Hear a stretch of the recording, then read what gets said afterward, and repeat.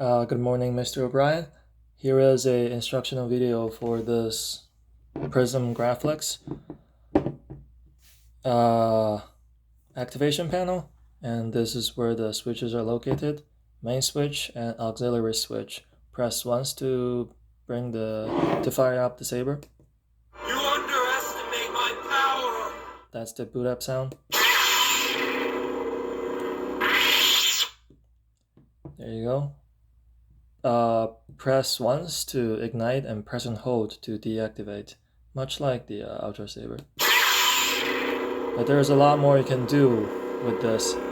There is a auxiliary switch here. Press once to use the blaster block.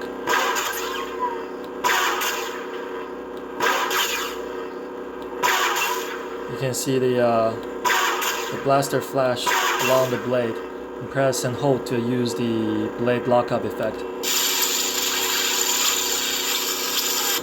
Now the coolest part, press both together to switch color.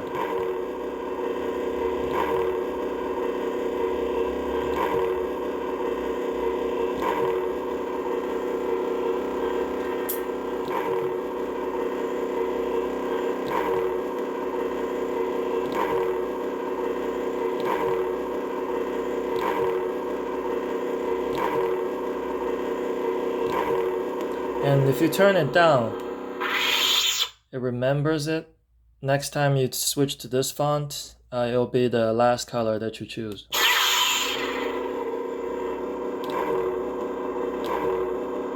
I believe this is the blue that you're looking for.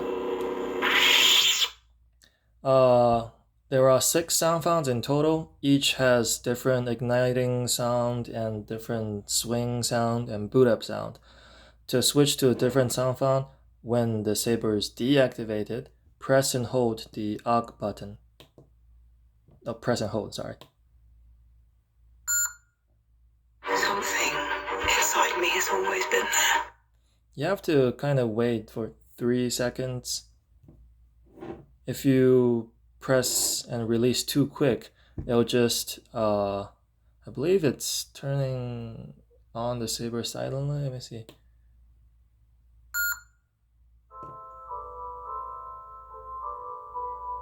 Oh, no. To turn on the saber quietly, you press the main switch while holding down the AUX switch. So like this.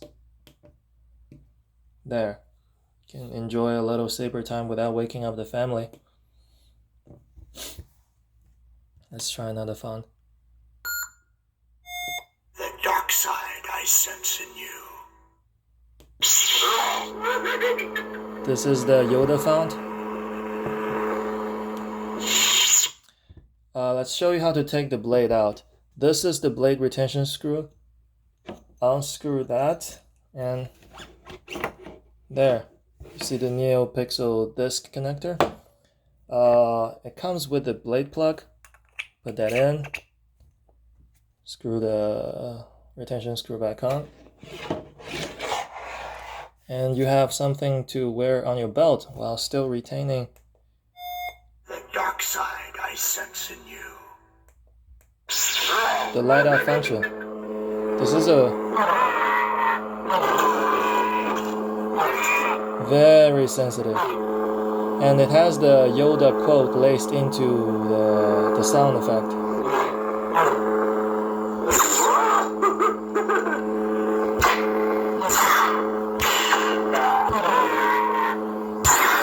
You are reckless. Let's try another one. Come get it.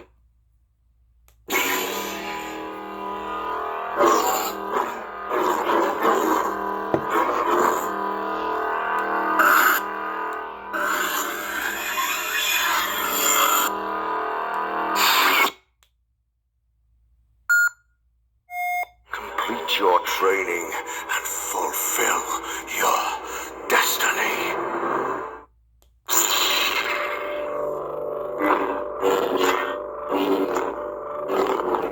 Each one is slightly different, but they're all a variation of the classic light side, graphic Master sound. Skywalker, there are too many of them. What are we going to do? Oh, you're gonna die, kid.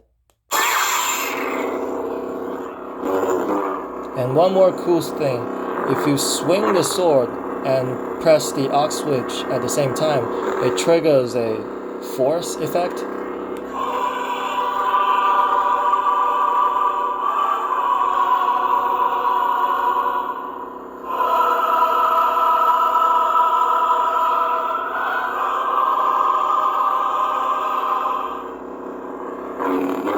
Okay, now let's show you how to charge the saber. Take the Allen key that comes with it, the small one, loosen the two tiny retention screw on either side of the clamp card. Now these do not unscrew this entirely because they're like really tiny screws. You don't want to lose them. I do not have a spare. If you do lose them, it's gonna be a pain in the butt to find a replacement. I don't know if there's a Home Depot in Australia, but that's probably where you find replacement screws. Now slide out the clamp card, and there you see that's the recharge port. Take your 4.2 voltage charger, plug that in, and there, this will turn red when it starts charging, and it'll be done when it turns green. Unfortunately, I'm not sure if this goes in the power outlet in Australia. You might need a conversion plug. And there you go. Master Skywalker, there are too many of them. What are we going to do? Oh yeah, that's the boot up sound. Every time you take out the plug, that's what you're gonna hear. And this has a deep sleep mode, so it'll automatically go into that state after like half a minute, and it's in an ultra battery saving mode, and you can put it on the shelf for half a year without a problem. So that's how you take that's how you charge the saber. Let's show you where the speakers are. Unscrew the pommel cap. It's vented for sound, of course, and you'll see that's the end of the speaker. I don't know if this. Yeah, and the entire chassis could also slide out. To do that, you're gonna have to take another Allen wrench. This one has a different size, and loosen this screw right here, right below the clamp card. Wait, it's not the right size.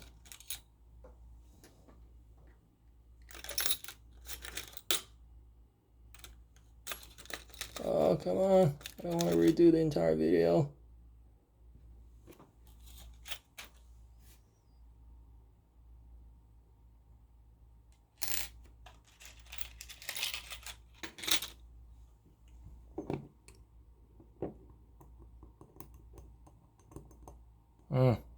Screw it.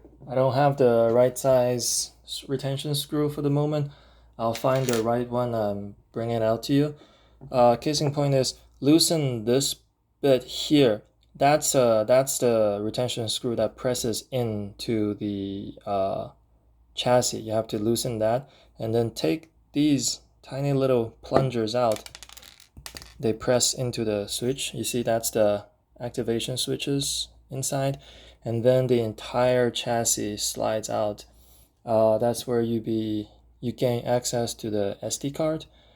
I wouldn't recommend messing around too much with the SD card because I've optimized all the settings, unless you want to tweak, say, the sensitivity level or put in new sound font.